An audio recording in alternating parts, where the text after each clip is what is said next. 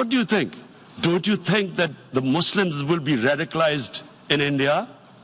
And I'm talking about 180 million people. And when they get radicalized, there will be some incident in India somewhere down the line. Again, we will be blamed. And I'm warning you right now, again, we will be blamed. And Mr. President, what about 1.3 billion Muslims who are watching this? And they know that it is only happening in Kashmir because they're Kashmiri Muslims. This is not happening to Kashmiri Hindus. They know that this is happening because of their religion. So what do you think they will be thinking? What do you think the Jewish community would think if they were, forget 8,000 Jews stuck like this? What do you think Europeans would think? What do we think? I mean, any human community, if their members are stuck like that, what do you think they will think? Are we a children of a lesser God? Is it not going to cause us pain? And then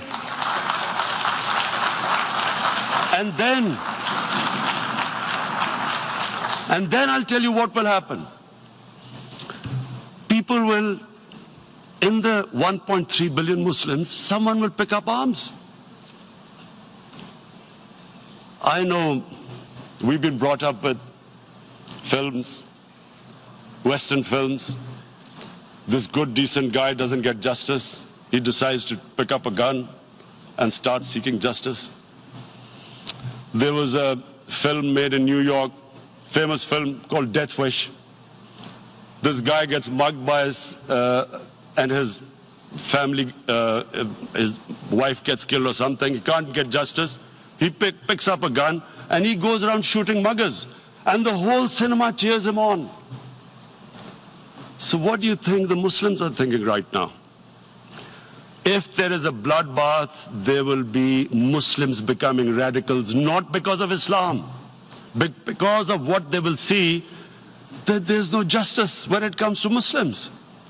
There were Rohingya Muslims, Myanmar, who are, God knows, almost 1 million people out, ethnic cleansing. What was the response of the world community? So what do you think will be the response of 1.3 billion Muslims? I picture myself. I'm in Kashmir.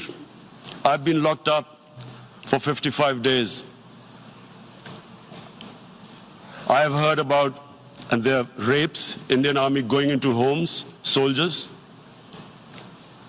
Would I want to live this humiliation? Would I want to live like that? I would pick up a gun.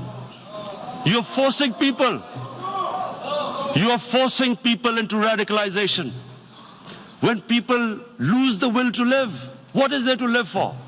And this is what, if you can do this to human beings, you are actually radicalizing people. And so, Mr. President, I want to repeat here, this is one of the most critical times. There will be a reaction to this. Pakistan will be blamed. 2 nuclear-armed countries will come face to face like we came in February. And before we head in that direction, the United Nations has a responsibility. This is why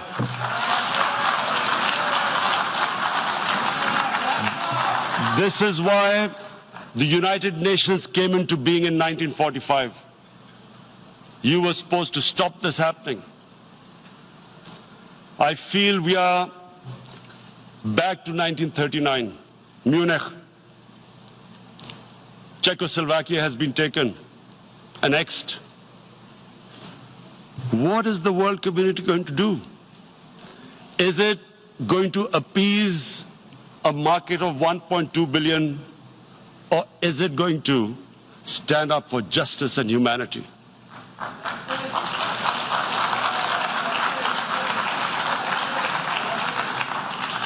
If this goes wrong, You hope for the best, but be prepared for the worst.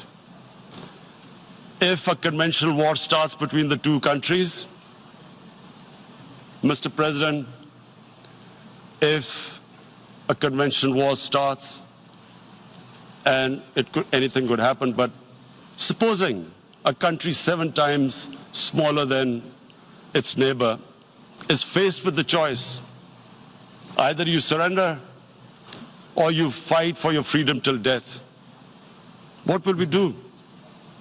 I ask myself this question. And my belief is, la ilaha illallah, there is no God but one. And we will fight. And when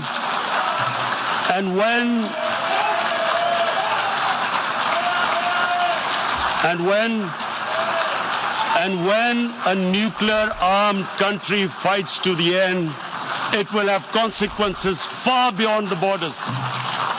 It will have consequences for the world, which is why I repeat I'm here. Because I'm warning you, it's not a